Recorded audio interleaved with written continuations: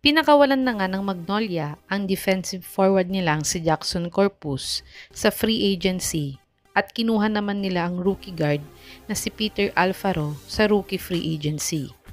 Pero dahil baka hindi pa nga daw paglaruin ng Magnolia this Governor's Cup ang 9th pick rookie nilang si Jerome Lastimosa upang makapag full recover nga siya sa kanyang ACL injury, ay kulang pa nga din ang Magnolia sa isang roster spot. Kaya't narito nga ang mga top unrestricted free agents na maaari nilang kuhanin this PBA 49th Governor's Cup. Top 5, JP Calvo. Si Calvo nga ang backup point guard ni Wami Chongson sa Jeep. Pero dahil nga sa dami nilang nakuhang guard sa PBA draft at nakuha pa nila ang veteran combo guard na Stanley Pringle via trade, ay napilitan ngang bitawan ng terra firma itong si JP Calvo sa free agency. Pero kung gusto nga ng Magnolia ng veteran guard na maging backup ng star nilang si Mark Baroka, ay maaari nilang kuhanin itong si Calvo.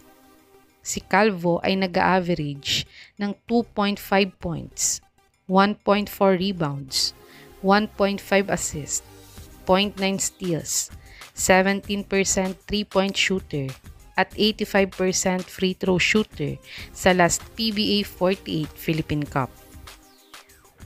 Panoorin natin ang mga best highlights ni JP Calvo last conference kung may maitutulong nga ba siya sa Magnolia kung kukunin nila siya.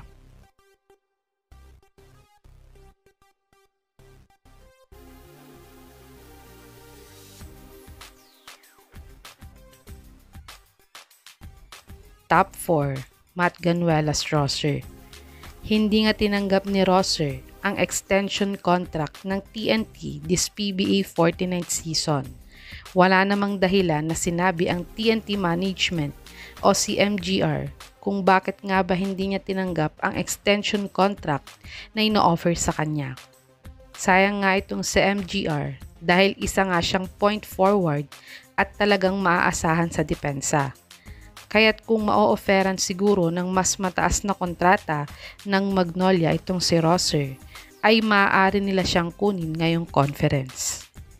Si MGR ay nag-average ng 1 point, 1 rebound, 0.7 assist, 60 field goal percentage, 100% free throw shooter, 7 games played at 5.4 minutes per game lamang last PBA 48 Philippine Cup. Panoorin natin ang mga basketball highlights ni MGR kung pwede nga ba siya sa sistema ng Magnolia.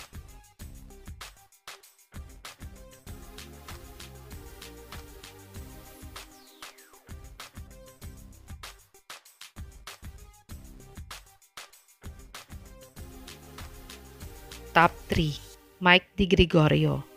Hindi na nga ni-renew ng Blackwater ang kontrata ni Di Gregorio this PBA 49th Governor's Cup. Ito ay dahil na din sa loaded na nga ang guards position ng Blackwater. At tiyak din na hindi na siya gaanong magagamit this conference dahil sa pag-acquire nila sa star rookie nilang si Cedric Bearfield.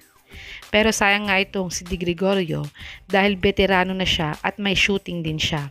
Kaya't kung kailangan ng Magnolia ng dagdag shooter sa team, ay maaari nga nilang kuhanin itong si Di Gregorio.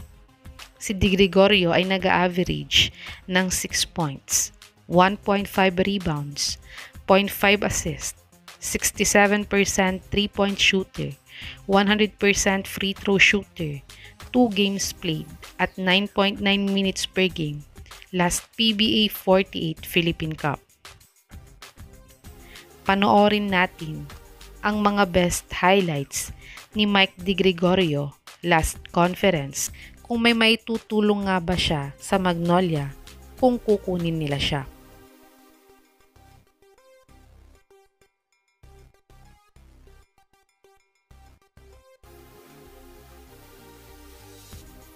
Top 2, Jeff Chan.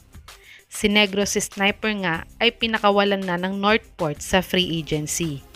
Kagaya nga ng Jeep at Blackwater ay madami din silang nakuhang rookie guards ang Northport sa PBA 49th draft. kaya't mas pinili din ng Northport na magpabata sa kanilang lineup kaysa ibalik ang veteranong player gaya ni Chan. Pero si Chan nga ay isang consistent 3-point shooter at madami na ding championship experience. Kaya't kung nanaisin ng Magnolia magdagdag ng may madaming championship experience na shooter, si Chan nga ang dapat nilang idagdag sa roster nila. Si Chan ay nag-average ng 5 points, 1.1 rebounds, 1.1 assists, 1.1 steals, 33% 3-point shooter at 42% free throw shooter sa last PBA 48 Philippine Cup.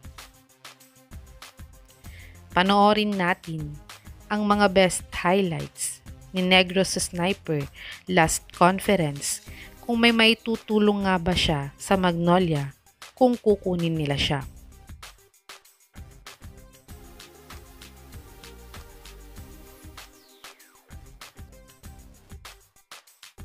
Top 1, Vic Manuel. Malapit na ngang matapos ang kontrata ni Musselman sa SMB at ayaw naman na ding mag-extend ni Manuel sa SMB dahil hindi na nga siya binibigyan ng maayos na playing time ni Coach George Gallant. Sayang nga si Manuel dahil fully recovered na siya sa kanyang naging injury at isa pa din sa mga pinakamagaling na players ngayon sa PBA. At ayon naman sa source na ito, ay wala na din daw balak i-extend ang kontrata ni Manuel ng SMB. At interesado nga daw ang Magnolia na kunin itong si Manuel gaya ng ginawa ng Ginebra kay Murrell nang ma-expired ang kontrata niya sa Mags ay agad-agad siyang na-assign ng Ginebra last conference. Si Manuel ay nag-average ng 2.1 points, 0.7 rebounds, 0.1 assist, 50 field goal percentage, 100% free throw shooter, 8 games played at 4.7 minutes per game sa last PBA 48 Philippine Cup.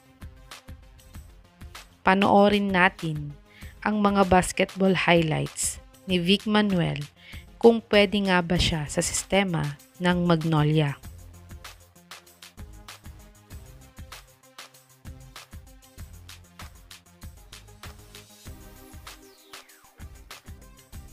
Ito ang mga top unrestricted free agents na maaaring kunin ng Magnolia upang mabuo ang kanilang roster this PBA 49th Governors Cup.